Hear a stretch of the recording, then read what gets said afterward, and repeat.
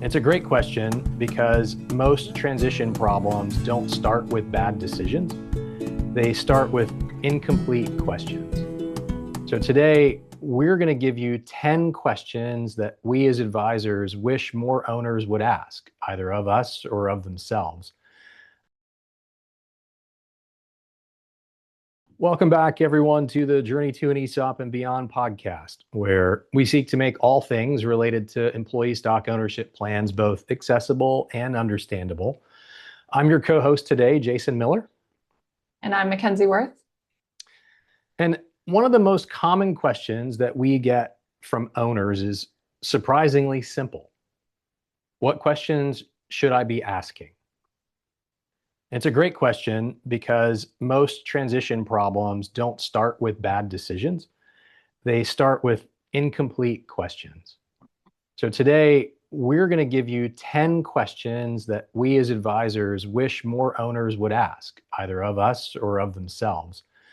Not because they provide answers, but because they reveal what's really happening underneath the surface. So what we're going to do is go through these 10 questions and we're going to alternate and we're just going to ask them and then respond not with the answer, but again, with what is being surfaced or what could be surfaced from asking the question.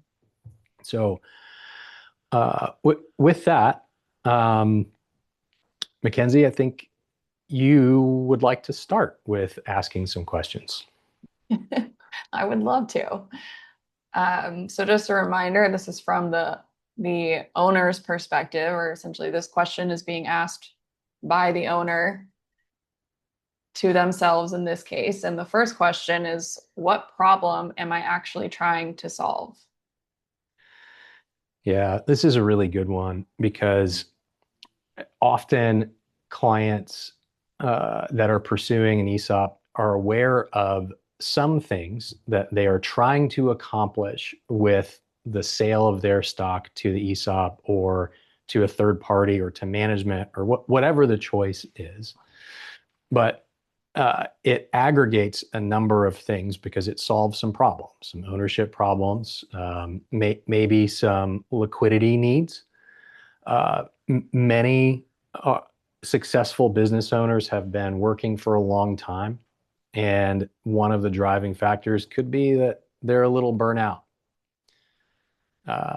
Or perhaps have we reached the end of my particular talent or what I perceive my ceiling to be, and we're constrained from a leadership perspective, either gaps underneath of me as the owner or beside me, or I'm recognizing that I've reached my limit. Or maybe we've got family in the business, or we have no family, and so we have to figure out something to do with the stock. And one of the things that we talk about pretty often is, the concept of de-risking your personal balance sheet. And so, yes, I would like to get some cash, that liquidity element from the sale of the company. But the other is most of my wealth may be trapped in the value of my business. And without a transaction of some type, I can't monetize that. I can't get that value in a way for me to deploy elsewhere or otherwise. So the underlying, I guess the secondary question to that beyond, what problem am I actually trying to solve is, how do I really stop carrying all of this alone?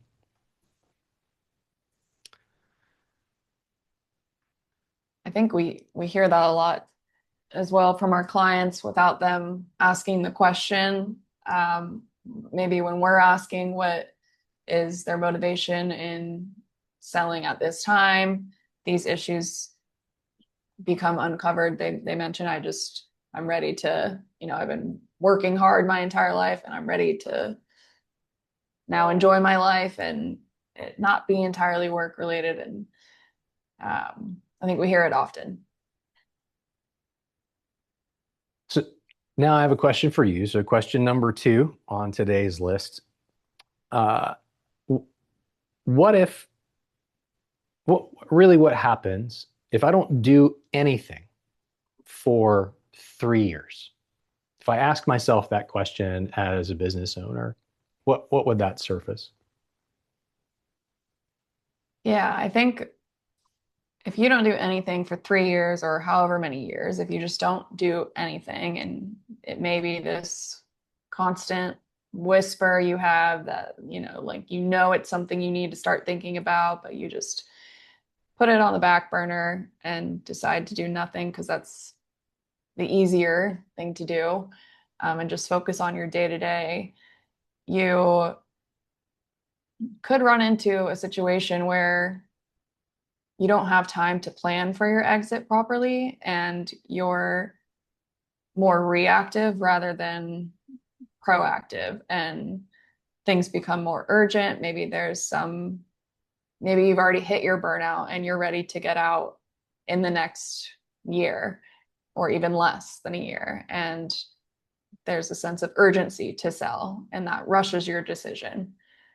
That rushes your decision in which path you want to take, how you want to exit, who you want to sell to, whether that's an ESOP or strategic or financial buyer.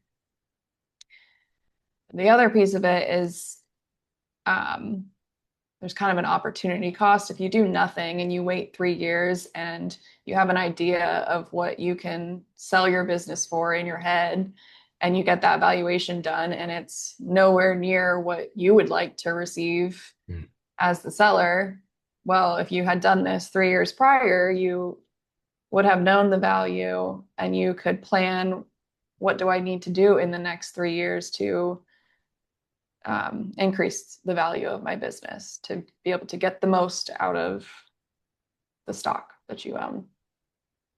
So you're really foregoing a handful of things when you just sit on it and wait. And that's why we always harp on, you can never be prepared earlier enough, or you can't, it's never too early to start planning. I like those infomercials that the clock is in the corner and they're telling you how great the product is. And then at the end, it's if you order within this window, then you get all these free gifts, right? One of my mentors in the space used to say, if you do an ESOP by Friday, we'll throw in a second one for free. It's like it doesn't work that way. But certain people in your life or certain events in your life could give you a sense of urgency that may be more artificial than real. And some of those revolve around deadlines, like you mentioned. We have to get it in by the end of the quarter or by the end of the year. And it would be helpful to begin asking, why is that important? And then is that reason important to me? So that outside influence on that urgency gets deflated a little bit, or it becomes crystallized, and then you have a target to work toward. Mm-hmm. All good points. All right, our third question. If I disappeared for 90 days, what would break first? My will to return to work.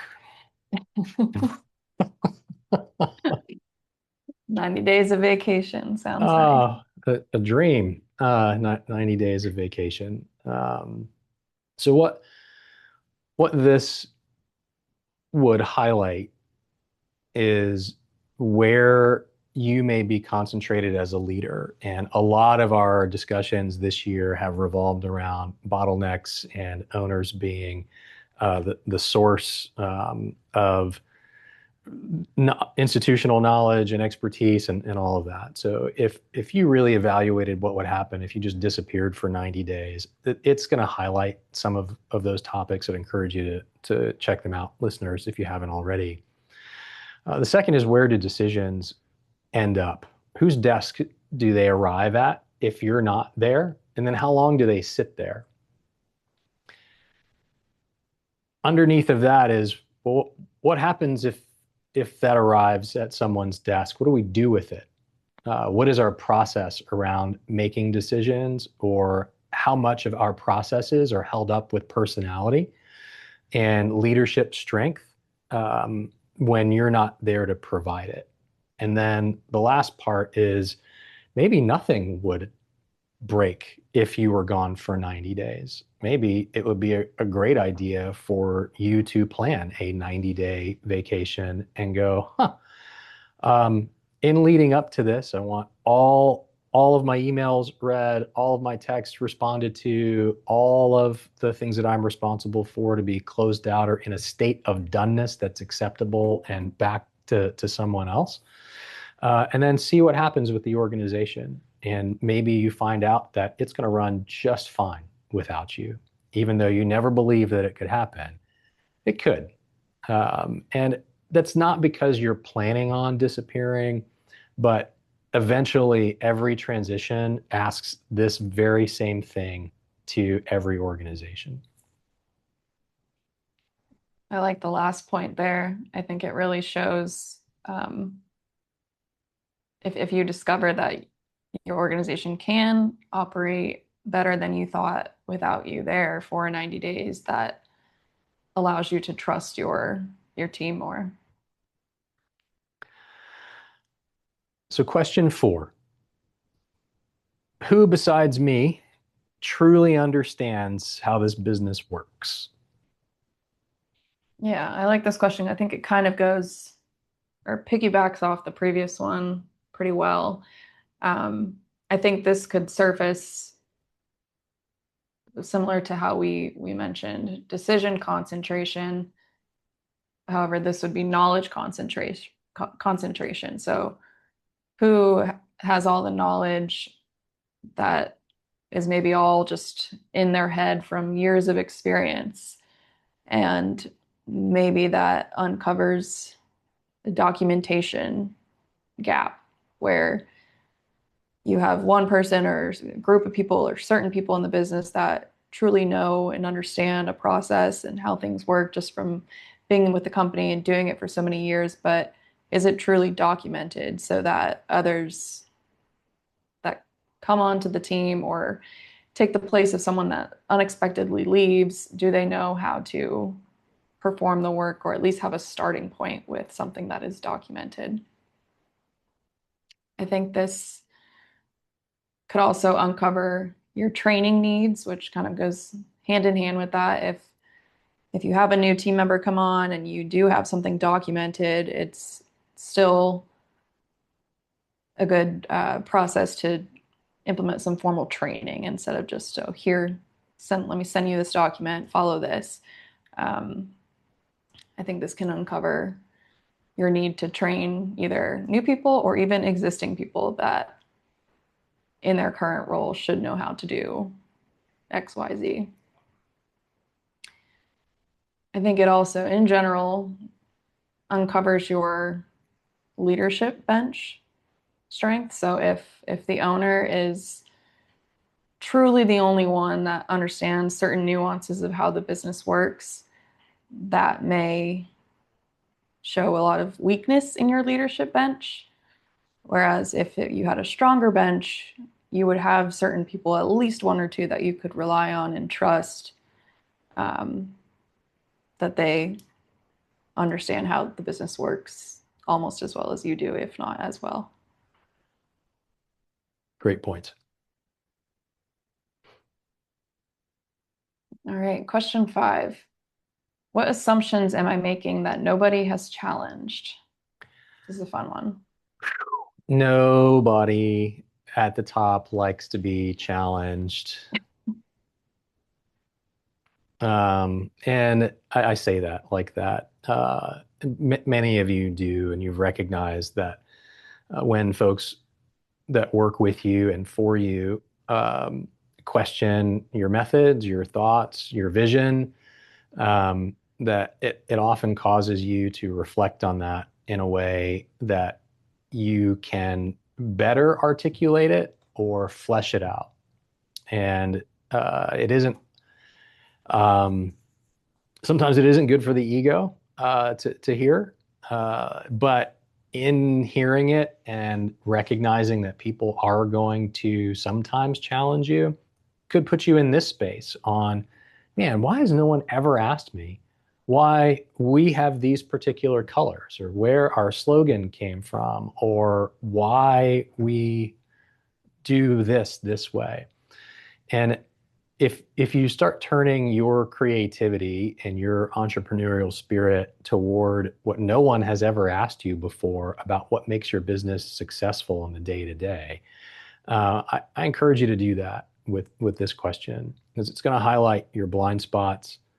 It's going to get to why you've done things the way that you've done them, and maybe there's a better way to do them, but because of the power of your personality or the power of the success of your business for doing it that way, it's never been um, put on the chopping block, so to speak, to be examined, to be enhanced. Sometimes we have emotional attachments to things. Um, I don't know. Maybe you have a mascot that was really cool to you, but it's a little outdated. Um, and I say that because recently my parents have moved, and so in moving, they uncover a bunch of stuff, and then they find the things that are really cute and adorable when you're little, and then send them to you if they still have them. So mine did. So my mom sent a my childhood teddy bear, which I was like, oh, I forgot all about this thing. My wife, however, says that's the creepiest thing I've ever seen. And so for me, I have an emotional attachment to that particular bear that I now have in my possession. And my wife thinks that it's possessed. So it's a good thing to be challenged. And realistically, this question on which what in your organization or in your process or in your business has nobody been brave enough or vocal enough to challenge is where good advisors earn their keep. Few people actually like sycophantic advisors that go, you're the best thing since sliced bread, everything's awesome. Many of you invite challenge easier from the outside than you do from the inside. But wherever you get it, whether it's from advisors or from your leadership team or your management team, I encourage you to begin asking yourself this particular question and then diving into what would it look like if it were challenged? Because you may be operating on assumptions that were true 10 years ago, but 10 years ago, we did not have the landscape that we have today with even technology or reach. If you think about outside of your geography, locally or statewide or nationally or even globally. So, um, nobody likes surprises. Ask yourself, what would surprise a buyer or a lender or a trustee or a successor? I think there could be a lot here. I think this could uncover or does sometimes uncover issues, specifically if we're referring to, the buyer or the trustee, or really everyone, I guess you just listed the lender as well. In due diligence, there's a lot of information and requested that includes financial data. Maybe it's both quantitative and qualitative. Maybe it's just organizational type documents. And there may be some flags that are identified and asked to be explained. For example, if you provide the last 5 years of financials and 4 out of the 5 years are great and one was just a really bad year, can you explain that year? Do you know what drove those circumstances? What circumstances were there that resulted in that being a lesser year than the others? Do you have the data? Do you maintain the data that supports your explanations for questions that arise in due diligence? Similar to that leadership bench that we referenced earlier, I think this could surface whether you have a strong or weak leadership bench. I think any buyer, especially in an ESOP transaction, would ask the question, what is your current involvement as the owner in the business? What is your management depth? Are you the only one that knows how to do what you do? And if so, are you going to stick around for a couple years to replace yourself? Or do you have someone already that is there to replace you so that you can leave sooner than later? Those are questions that they'll want to know the answers to. And if you say, I'm the only one that does this and I want to be out tomorrow, that could be surprising. It could also uncover strengths of your business, cultural strengths, competitive advantages. All of the information that's requested as part of due diligence requires you to pull a lot of information that maybe you haven't reviewed in a while or even thought about collecting, and it may be even surprising to you in a good way. And then there may be hidden risks involved as well. So maybe you have customer concentration, which that should be known to you as the owner of a business, but that may surprise the buyer, or maybe they weren't expecting that to be the case, where you have one customer that accounts for 80-90% of your revenue. So lots of surprises that can surface there.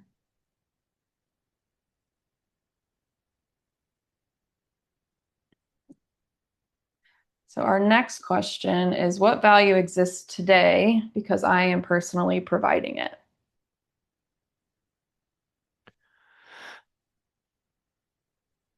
I'll kick back a little bit to the last question in that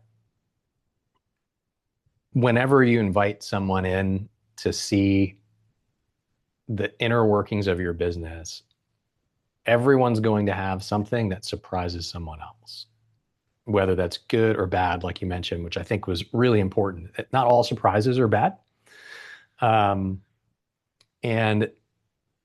that gets to this question in a way where it's, if I'm the one providing the value individually or personally as the owner, as the person or persons that will be leaving the role sooner rather than later, then maybe the relationships that we have with clients or with vendors or with key persons on the team or with the board, if you have an existing board, that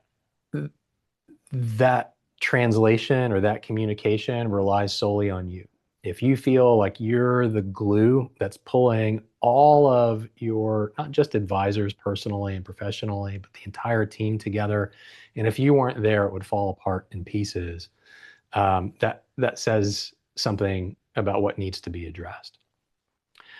Can you transfer the value those relationships bring to the business to someone else without disrupting or threatening to overturn the relationship itself?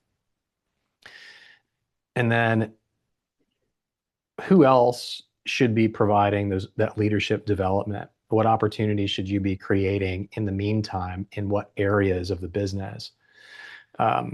Because without you, there's a gap. And I know that it seems like we say this in so many different ways, and it's kind of the same, I guess it's a melody and a harmony. I don't know anything about music apart from words that I can use without context, but it starts to sound like a similar song.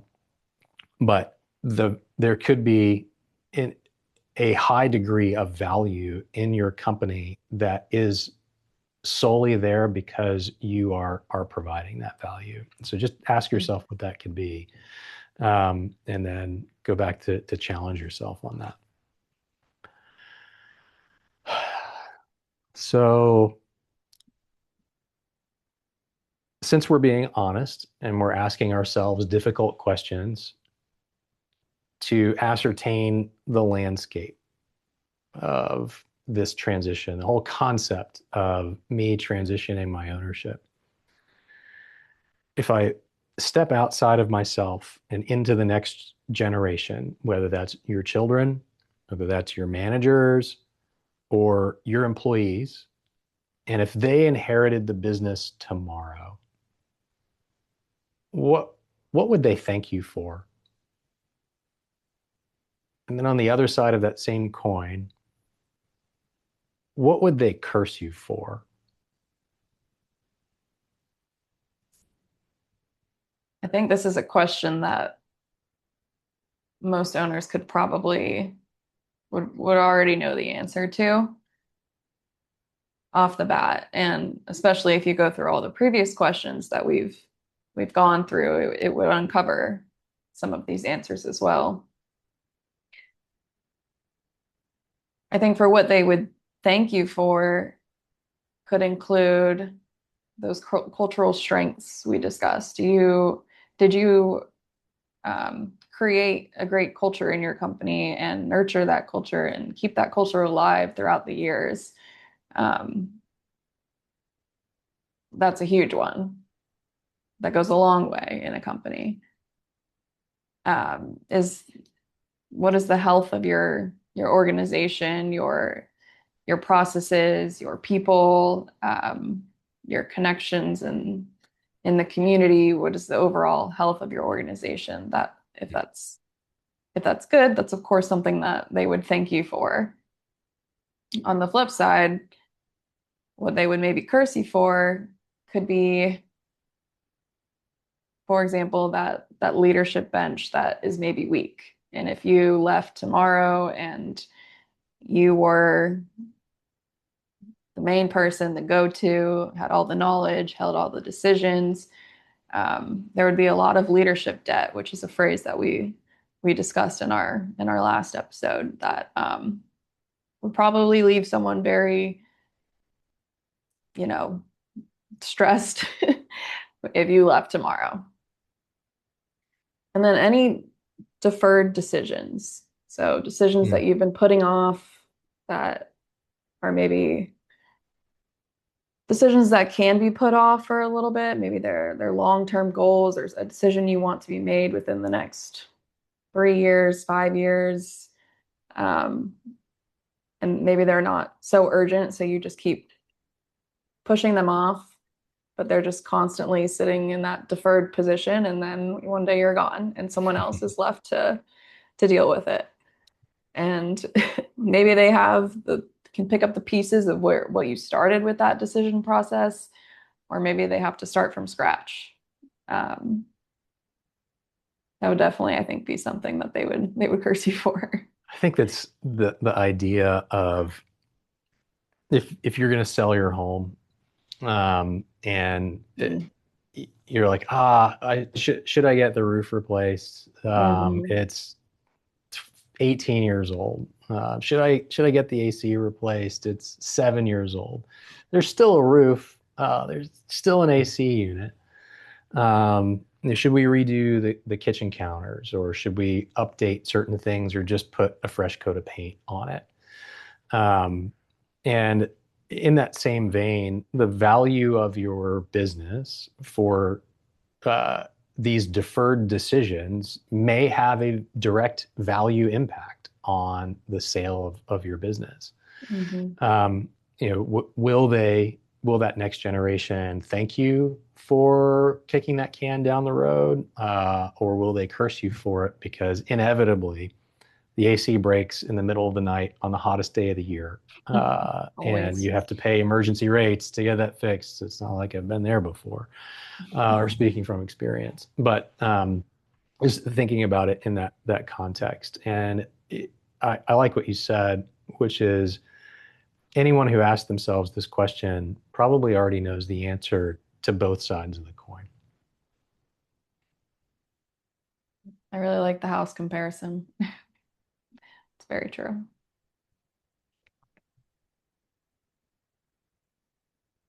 All right, our next question is, what options am I preserving and what options am I accidentally eliminating? You said something earlier that led me to think about this, which is, if I just wait, am I really giving something up, that opportunity cost? And this makes you examine that in greater detail. By not focusing on a transition, then I don't have the mental load of worrying about any of this stuff because I'm just going to keep doing what I was doing yesterday for as long as I want to keep doing it.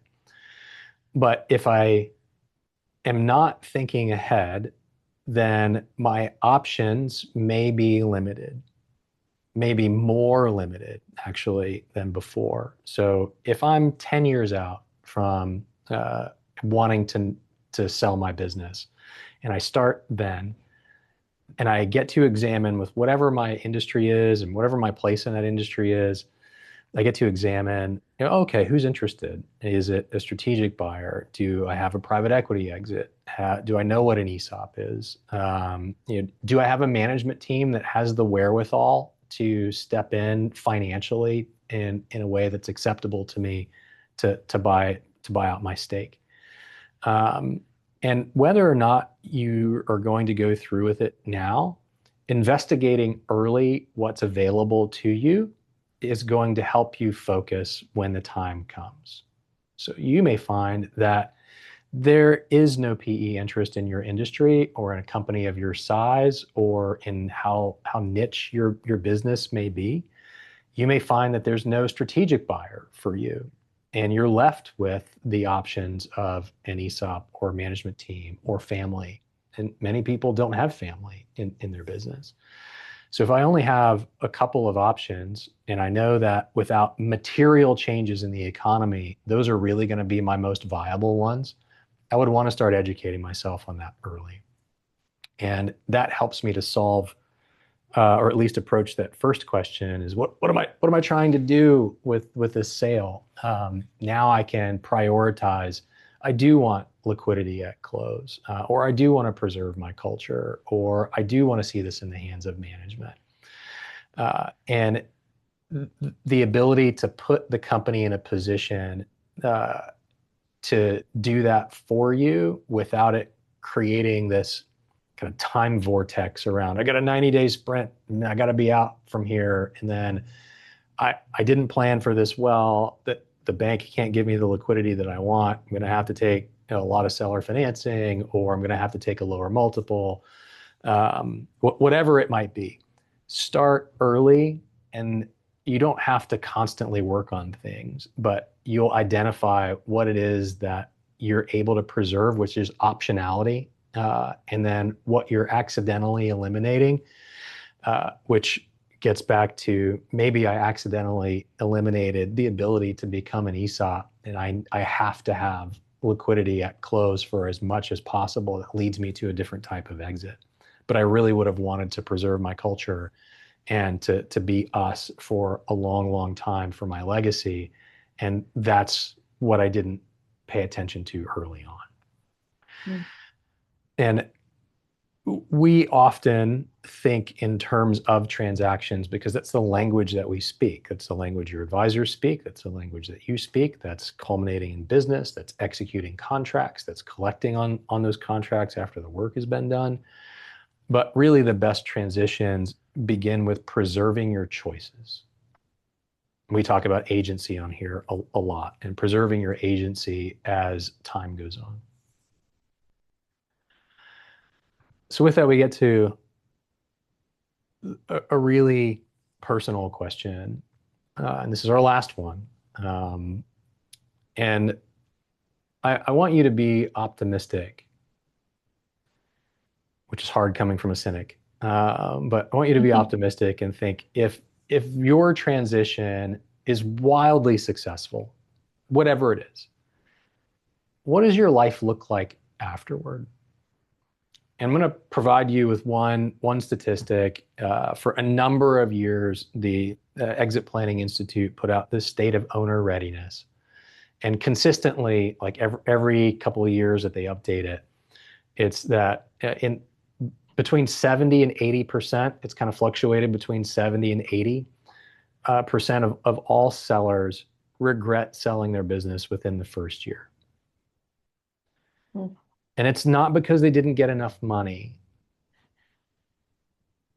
Part of it is they didn't know what to do with their time afterwards. And so thinking about that chapter is going to help influence what's important to you, but just dream. And so if it's wildly successful, Makenzie, what does your life look like afterwards? Yeah, I think this reminds me of, I think it was our first episode of the 12 Foundations of Transition where we spoke on identity. And this was something that came up where owners spend, or ideally spend, a good amount of time planning for their exit, thinking about their exit. And then when the time comes, they're they're like, what now? I sold my business. I'm out of the business officially. What does my life look like now? And it can surface many different things, one being an identity crisis, if you will. Maybe before, when, especially as being a business owner, your whole life is that business. It's your baby and it's a lot of your identity. And so without that, you maybe don't know who you are anymore, or what your purpose is, what interests you, what you want to do with your time now. And to your point, maybe it shows that they weren't ready to fully exit. Maybe they did want to get some chips off the table, but maybe they still want to be involved in a board member capacity or something to keep them tied to the business. Um, it could also surface personal goals. Maybe you have new goals now that they're not all related to the business that you once owned. So I think this can uncover a lot, and it's interesting to think about because you're pushed as the owner to think about succession, think about this, what's next, but it's not very obvious to think about, well, what's next for me in my life. Mm, very true. So that covers all of our questions for our initial question, which was, what question should I be asking, that we receive a lot from our clients and from business owners.